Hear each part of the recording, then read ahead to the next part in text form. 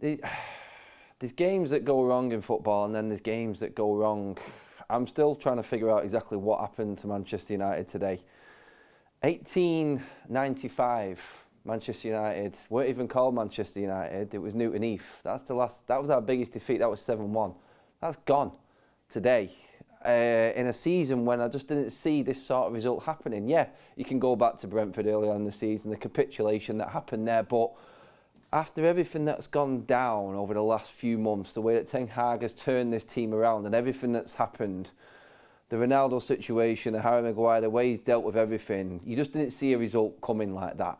And it's just a shock. I think it's a shock to every United fan that this has happened right now on this crest of a wave that United fans have been riding and the players have been playing on, winning week in, week out, the great result against Barcelona.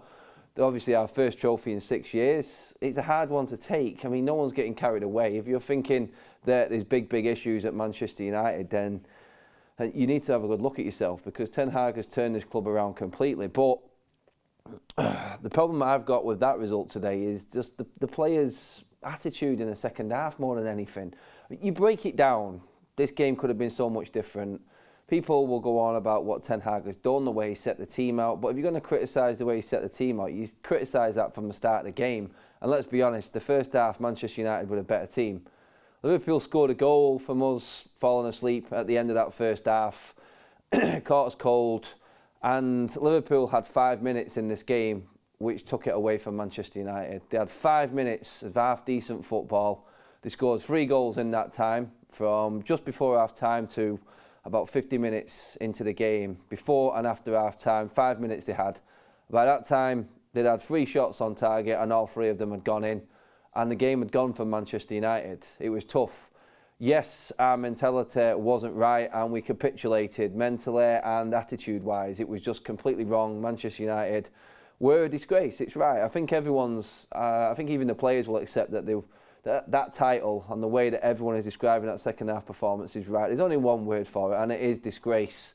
Well, the game wasn't that game. It wasn't 7-0, and that's why it's hard for me, and I'm guessing everyone else, to figure out why and how that happened.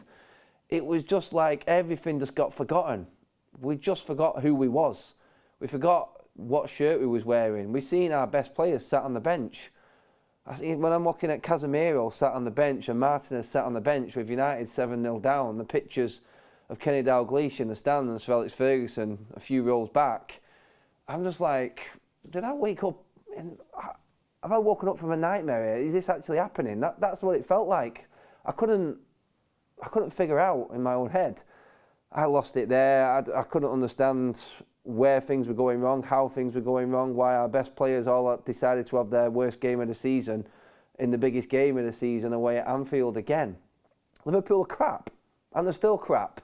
Listening to Jamie Carragher going on there saying it's Liverpool of old. No, it's not. It really isn't. That game wasn't 7-0. It was 7-0 because United were diabolical and their attitude stunk in the second half. Nothing to do with Liverpool's quality at all. People will disagree. You got beat 7-0, sour grapes. No, when you break the game down, it was quite simple. United were the better team until Liverpool had a 5-minute spell, and then nothing really could go wrong for them. When you get 3 goals up, because every single ricochet that there was in that game fell into your path. I mean, the calamity that was Mo Salah's goal, which he volleyed in, number 4 it was. I can't even believe I've actually remembered which number that was, because I lost count. I couldn't even remember who scored the goals in the end. I think it was 2-2-2 for Gakpo, Nunez and Salah. But that goal for Mo Salah, McTominay makes the interception of his life, then gets in the way and deflects another through ball, which then falls perfectly into Mo Salah's path. Everything was breaking for Liverpool. It was one of them days. If I was a Liverpool fan now, I'd be going straight to the lottery, putting the tickets on, because you would be winning it. Everything went Liverpool's way there today. Unbelievable second half, which I don't think anyone in Planet Football would have predicted happening. It's just disappointing as a United fan that we've seen these players completely forget about everything that they had built and restructured and just been over the last few months. It's hard to figure out why Luke Shaw had a complete meltdown today. He was our worst player on the pitch for me. today, Luke Shaw. Absolutely diabolical. I don't know what his decision making was, where he was. He just seemed to lose his head. And you know what Bruno Fernandes is saying? Everyone knows I'm one of Bruno's biggest fans. But today, as our captain in the second half, he just looked like he gave up. He really did look like he gave up. That's the hardest thing. The only thing that's going to help me get through today is the fact that we've got Ten Hag as our manager. That's the only thing that encourages me more than anything. I'll know that there'll be a reaction. I'll know that he won't accept this and he will deal with this in-house. And it's going to be a tough week for whoever Manchester United play, because them players will be jumping through flaming hoops for Ten Hag this week now in preparation for Betis and Southampton. I expect a full-on backlash from this team right now. It's incredibly disappointing that we are where we are in the league. 7 points ahead of that crap that played there today at Anfield, which it is. I'm still not having that Liverpool are this great team. They won't want to be talking about a rebuild for Liverpool right now, will they? Like it was when they lose every single week. But you look at it right now, the disappointing thing for Manchester United is that we are down to, what is it now, +6 goal difference? I mean, that's worse than, I think that's worse than teams that are only just into the top 10 like Brentford. It's crazy to think we are where we are with such a poor goal difference. These one-off games which just make things look worse than what they are. It's like all the good work that we've done over the last few weeks in building our goal difference up and getting our results on track have just been wiped out by one stupid result again, like it was against City, Brentford, Villa, all these games.